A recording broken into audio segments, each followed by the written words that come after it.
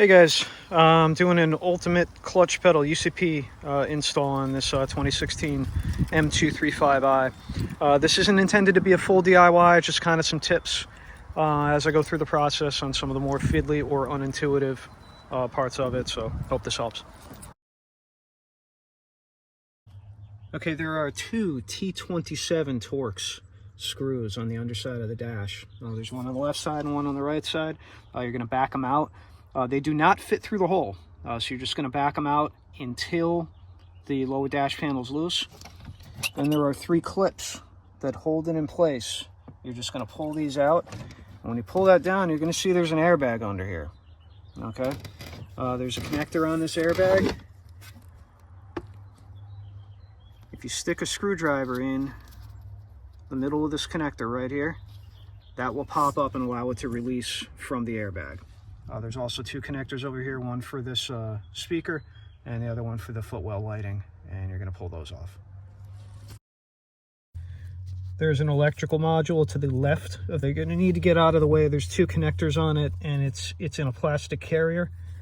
So there's some tabs that hold it in place. Basically pull the tabs out of the way on this side and this side, and you're going to have to slide it towards the firewall. That'll come out. The two connectors on it. This one just pulls out by pressing the tabs on the side. This one has a tab in the middle. This is not going to be facing you. It's going to be facing away from you. My recommendation, pull this one off, pull the unit down so you can get access to the back of it, pull it around, and then you just stick a little screwdriver, stick your finger, and push that tab down in the middle over there, and it'll pull right out. So here's the bracket that holds that electronic module in place. It's actually for the rear view camera. So it's held in place by one T20, which is way up.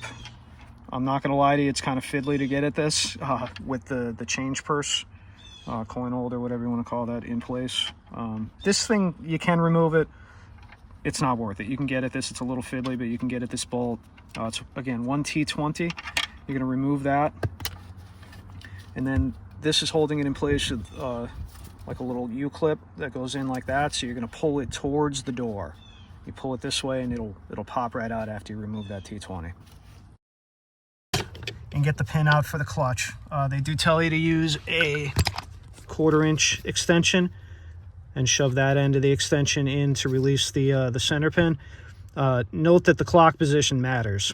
So you're going to have to kind of put it in there blind and push on it as you're rotating. It doesn't take a lot of force. Once you get it in the right position, it will squeeze the prongs together on that pin and pop it right out. And that is what that pin looks like. Again, this holds the end of the master cylinder rod into the clutch pedal. So you're basically just pushing those two prongs together with the 1/4 inch extension and popping it out. It will move from left to right. Okay, so when you go to install the pedal, first thing you're going to do is put it in up top, and then you have the master cylinder rod to install the pin for that, and the pin for the springs if you choose to reinstall them, which I am. The instruction set is going to tell you to do the master cylinder plunger first and then the springs. I'm going to tell you ignore that, 100% ignore that sequence. You're going to do the springs first. If you do the master cylinder first, this thing's going to be under tension, and it's just way more difficult. So do the springs first. You'll pull the clutch pedal towards you. Put these in while they're under tension, or not under tension rather. And then after that, you can easily slip the master cylinder in. I don't know why they have it sequenced in the way that they did, but it's way easier this way. Trust me, do the springs first, then the master cylinder plunger. Okay, so here is the finished product. Excuse my dirty floor mats.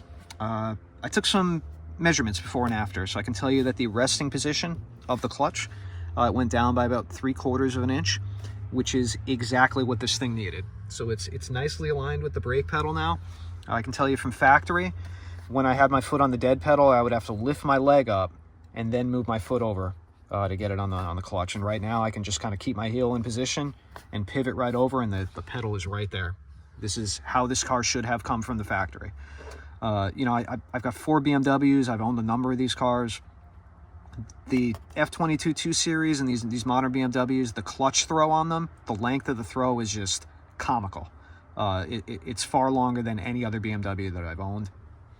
And this pedal positioning now is exactly how they should have designed this thing in the first place. So I'd call that much improved. The depressed position of the clutch. So you've got some options here. They do give you a 2-pad clutch stop from the kit that just comes with it. And you got some options.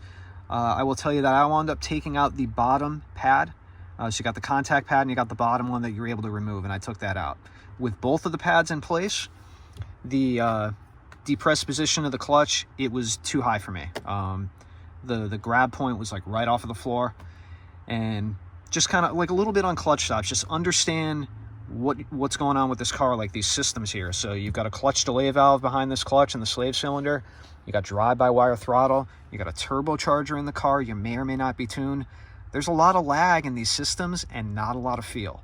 So I would just be very wary, like running a very thick clutch stop where the depressed position of that pedal is raised significantly and it's grabbing right off the floor. You could be burning shifts and not even feel the clutch slipping and wind up burning through your clutch without realizing it. That has happened to people, and people have had issues with essentially burning synchros out and grinding gears in the transmission and not feeling it. So just be careful there. We'll talk a little bit more about the clutch stop. So I did measure the depressed position. With the bottom felt pad removed, it's within about 1/8 of an inch of the factory depressed position. So it's about stock. And it grabs a little high. That's to say, like the stock clutch grabs a little high in these cars. I wasn't super happy with it. For me, it's a safe decision to make, taking that bottom pad out. Truth told, I may throw some washers in there to get that, pedal, the floor position up just a little bit. Not as far as it was with both pads in, but, maybe some washers to give me an in-between point. But yeah, the travel is significantly and noticeably reduced just by the resting position of the pedal going down, and I like that a lot. A complaint that most of us have about these cars is the bite point of the clutch and the engagement feel of the clutch. That has not improved, and it's no fault of the pedal itself. That's just a consequence of the design of these systems. So I may do a little more work on that, maybe delete the CDV, play a little bit with washers for that depressed position on the pad. But yeah, this is not intended to be a review, but those are my thoughts on it. I would say I'm very happy with this, even just for the reduced level of travel from the resting position going down. It makes the car so much easier to drive. There's probably still some work to do for me, just in terms of fine-tuning the depressed position and maybe taking that CDV out in the future. But for now, I'm pretty happy with the product as it is. A little pricey at $350, but is 3/4 of an inch to an inch of reduced travel worth $350 to you? For me, it was. It made the car a lot more enjoyable, and I'm pretty happy with the product. So yeah, hope that helps. Thanks for watching. Catch you guys on the next one.